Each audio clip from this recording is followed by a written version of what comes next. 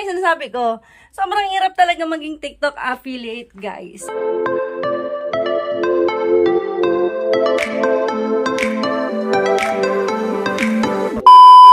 What's up, guys? Welcome back to my YouTube channel. So, ang tagal ko na lamang hindi nakapag-upload ng mga vlog na yan at ang daming nagbago, be. Yes, kasama na tong bahay. Sobrang laki ng pinagbago niya. As in, pinapinturahan namin, nagpagawa kami ng loop bed, at ngayon is, nag-a-affiliate na tayo, guys. Diba? At isi-share ko sa inyo, guys, ang ginagawa ko as affiliate, at ito yung mga product na meron ako. At sobrang hirap niya, guys. Alam niyo yun? Sobrang hirap maging affiliate. Alam mo yung gusto mo maging bread and butter yung pag-affiliate, pero hindi siya ganun kadali, be. Hindi ganun. Ay, alam mo yung parang kailangan mo nang bumili ng sangkatutak na product, ganyan. Para lang... So, yun. Sobrang ingay ng aso. So, yun ang sinasabi ko. Sobrang hirap talaga maging TikTok affiliate, guys. Alam mo yun? Kailangan mo pang bumili ng mga product na ipopromote mo. Or may mga mindset tayo na kailangan makasabay tayo sa mga trend. Kailangan natin i-check out yan para ma-promote natin at makabenta tayo. Pero hindi ganon. Hindi siya ganon, be. Kailangan is... may mga product ka na mabibili mo, tapos ikaw mismo magpo-promote niyan. Mahirap makipagsabayin sa mga trend, lalo na kung ang views mo ay sobrang down, be. Alam mo yun? Sobrang down. Mahirap. Kahit ako nahihirapan ako. Alam nyo ba na hindi ako consistent sa pag-upload, sa pag-affiliate ko sa Shopee at sa TikTok? Kasi nga, sobrang down ng views. Tapos, may mga bagong updates na naman. Ganyan. So, may mga rules na naman na bawal magpakita ng mga skin na yan. Tapos pag magpo-promote ka ng mga underwear or kaya naman mga kung ano-ano, ay hindi ka na pwede magpakita ng mga skin, be. Alam mo yon. Kaya kailangan gagamit ka na ng mga mannequin, ganyan.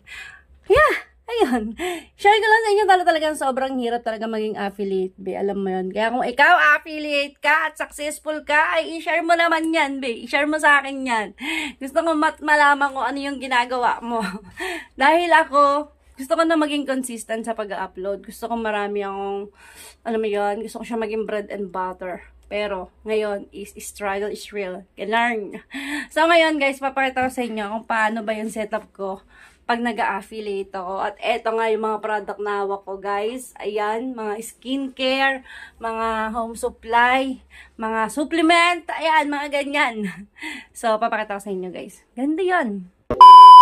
So, eto guys, ayan, eto yung loop bed namin. At dito talaga ako nagtatrabaho as affiliate. Ayan, ayan yung mesa ko, ayan yung study table ko. So, ayun, makita mo, meron akong nilagay na ilaw dyan. Ayan, parang vanity light yan eh. Tapos dinikit ko lang dyan sa study table ko para maganda yung background ng ilaw ko. Maganda yung maging quality ba? Ganon. So, ayan, eto yung pinaka-area kung saan ako nag-affiliate. Guys, gumagawa ng content. Pero... alam nyo ba na pag nag-affiliate kayo, kailangan para is paiba-iba yung angle niya. Hindi po pwedeng isa lang. O kaya naman, pwedeng isang angle lang, tapos maraming video kayong magagawa. Basta, good quality or quality talaga yung video na magagawa nyo. Alam mo yun? Basta ganun. Malalaman mo yan pag-affiliate ka. So, ayan. Ito yung ginagamit kong ilaw. Ayan. Buksak natin para makita ninyo. So, ito yung TNW 11 inches LED light, guys, na ginagamit ko. So, umiilaw din yan. Parang ganun din yan. So, mas maganda kasi mas maraming ilaw para mas quality yung maging video mo. Ganyan. Yan ang tips, guys. Pagka-affiliate ka, gusto mo mag-affiliate, hindi mo kailangan na magandang phone or gadget, guys. Hindi mo kailangan agad-agad na magandang gadget. Ang kailangan mo lang is magandang ilaw. Ayan. Yung magiging quality talaga yung video natin. Tapos is, ayan, ito, may tripod din ako. From TNW din yan. TNW. Ayan, guys. So, lahat ng product na nandito ay bilang na bilang lang yung mga pre-sample. Karamihan dito is talagang binili ko. With my own money, guys. Yeah. At, ayun na nga. So, eto. Ayan, binili ko. Eto, pre-sample. Pre-sample. Ayan. Marami rin naman akong mga skincare dito na mga pre-sample. Pero karamihan talaga na mga gamit ko is binili ko. Kagaya na lang ng mga yan. Yung mga ibang nakikita niyo dyan. Basta ayoko na magbanggit. Basta ayun. So, ayan. Nilalagay ko lang dito yung phone ko. ayan, ilalagay ko nga lang dyan yung cellphone ko. Tapos dito na ako gumagawa ng mga content, be. Ayan, dito na tayo nagpo-promote ng mga product na yan. Tapos dito tayo nag-testing, awag doon! Nag-demo ng mga product, kung paano ba. Kasi pag nag-affiliate ka, hindi pwedeng pakita ka lang ng pakita ng ganyan, product, hindi pwede. Kailangan, kung ano yung product na pinopromote mo, is ginagamit mo. O kaya naman, pinapakita mo na kung anong gano'ng kaganda yung product na meron ka, mga ganyan, ganon yung affiliate, babe. Para kang sales lady sa mall. Pero, iba siya. Basta iba siya. Maraming format, may SEO pa, may mga, kung anik-anik, ganyan. So, ayan. So, papakita ko sa inyo guys kung paano ako nag-affiliate. So, watch this.